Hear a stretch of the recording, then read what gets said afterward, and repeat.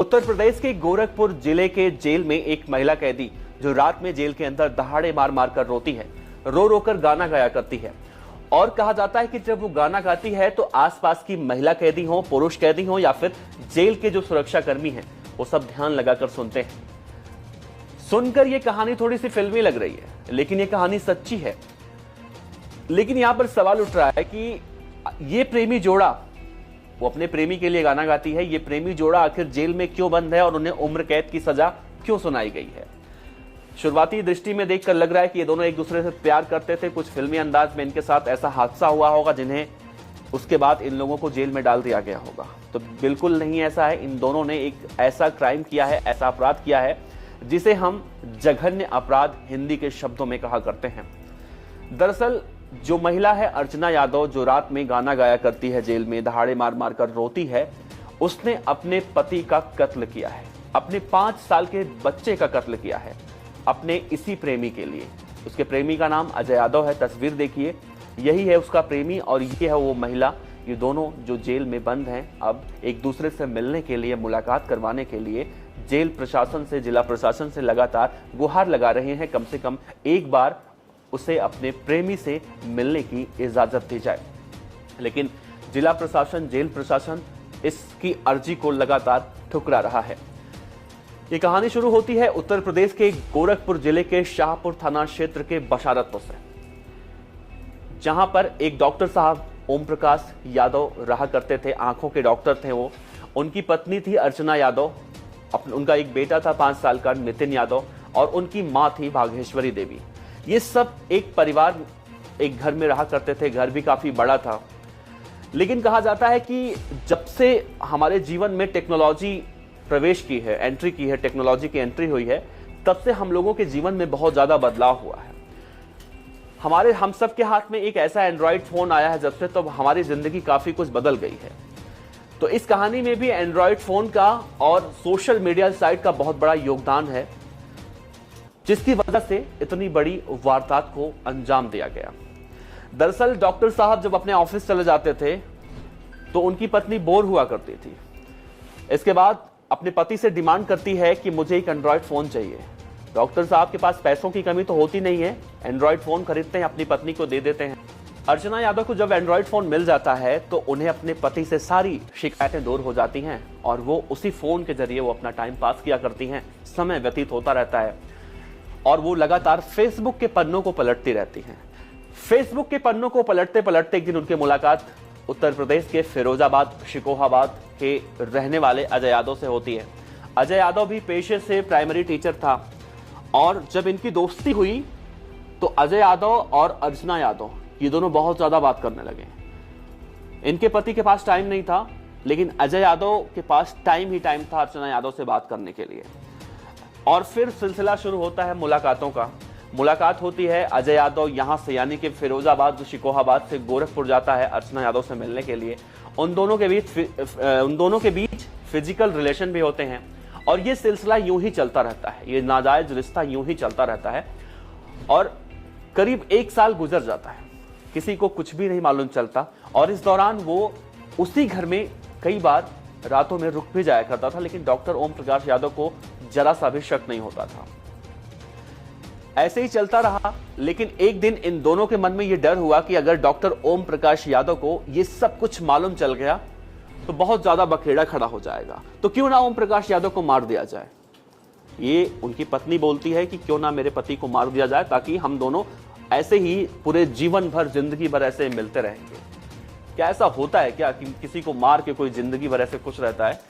लेकिन यहां भी वही किया गया और तारीख आई 20 जनवरी 2016 की, जब उस दिन किसी के यहाँ जन्मदिन की पार्टी थी और डॉक्टर ओम प्रकाश यादव को पूरे परिवार के साथ उस जन्मदिन की पार्टी में जाना था। वो अपनी पत्नी से कहते हैं चलने के लिए, लेकिन वो नहीं जाती है, तबीयत खराब होने का बहाना करती है और वो अकेले अपने बच्चे के साथ चले जाते हैं। इस पूरे घटनाक्रम के दौरान आरोपी अजय यादव भी उस दिन फिरोजाबाद से गोरखपुर पहुंच गया होता है और उसी घर में छिपा हुआ होता है। रात में सब लोग वापस आते हैं। जैसे डॉक्टर साहब जन्मदिन की पार्टी में जाते हैं, अजय यादव घर के अंदर आता है और पहले फिजिकल होते हैं दोनों, उसके बाद फिर आगे क्या करना है, कैसे इस हत्याकांड को अंजाम देना है, पूरी रूपरेखा इसकी तैयार की जाती है।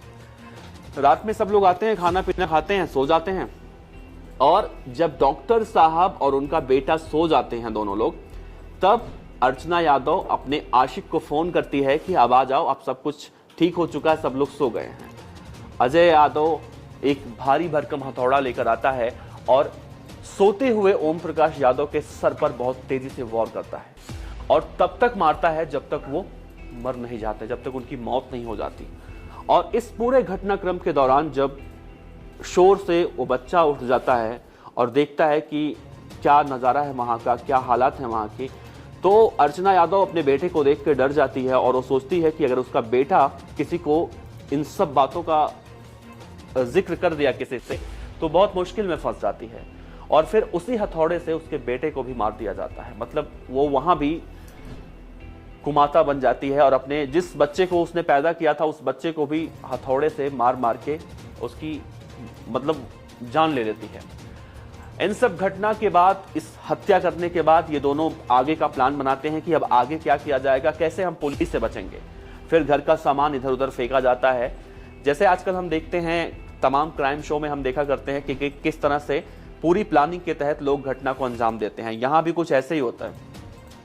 घर का सामान फेंका जाता है। अर्चना यादव कहती है अपने आशिक से कि चलो तुम मुझे बाथरूम में बंद कर दो, फिर मैं कुछ चोरी और डकैती का इल्जाम लगाऊं, कुछ देखा जाएगा आगे।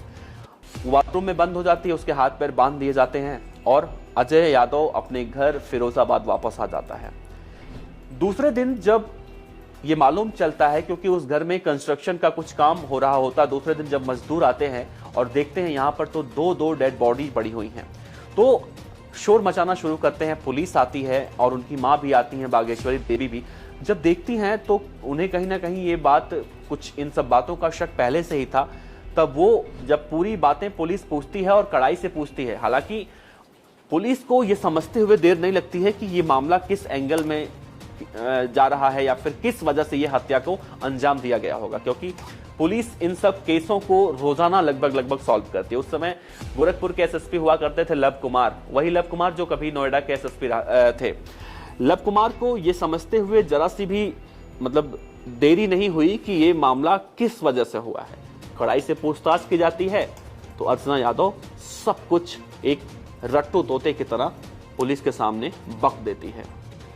उसके बाद मामला बनता है इन दोनों को, उसको आरोपी अजय यादव को भी पकड़ा जाता है, इन दोनों को बंद कर दिया जाता है। अब कहा जाता है कि आज वो महिला जो है अर्चना यादव, उसे अपने किए पर रत्ती भर पछतावा नहीं। वो आज भी रो रही है, गाना गा रही है, तो किसके लिए? अपने उसी आशिक के लिए, जो आशिक उसके पति को, उसके बच्चों को मार दिया उसके साथ मिलकर, उसके लिए रो रही है, उसके लिए गाना गा रही है। और उसकी इस हरकतों को अंजाम देने के बाद कहीं ना कहीं पूरा परिवार तबाह हो गया। लेकिन डॉक्टर ओम प्रकाश यादव की मां बागेश्वरी देवी आज भी प्रण कर कर बैठी हैं कि इन दोनों को जब तक वो सजा नहीं दिलवा देती फांसी की, तब तक वो चैन से नहीं बैठेंगी। बुढ़ापे में एक ही तो सहारा था, उनका बेटा, और उस बेटे को भी इस हत्यारन बहू ने, इस अर्चना यादव ने अपने प्रेमी के साथ मिलकर मार डाला, उनकी हत्या कर दी, पोते की हत्या कर दी। सोचिए 5 साल के उस बच्चे को अभी जीवन में बहुत कुछ देखना था, लेकिन अफसोस ऐसी माँ, ऐसी महिला जब समाज में रहती हैं, ऐसे पुरुष जब समाज में रहते हैं जो आपराधिक मानसिकता के होते हैं, तो ऐसे लोगों को बहुत ज्यादा दिक्कतें होती हैं।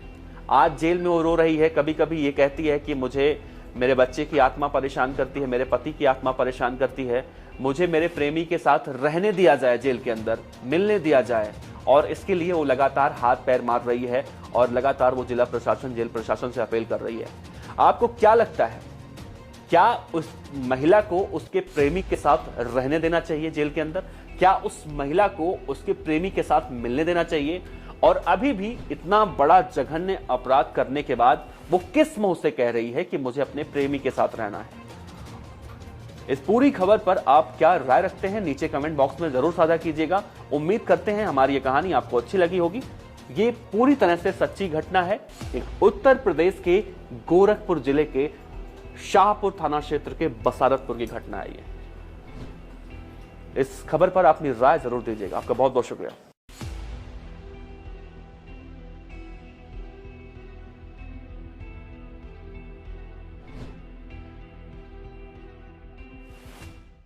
खबर अच्छी लगी हो तो लाइक कीजिए, सब्सक्राइब कीजिए, साथ ही बेल आइकन का बटन दबाइए। पीडीएफ न्यूज की खबरें सबसे पहले देखने के लिए।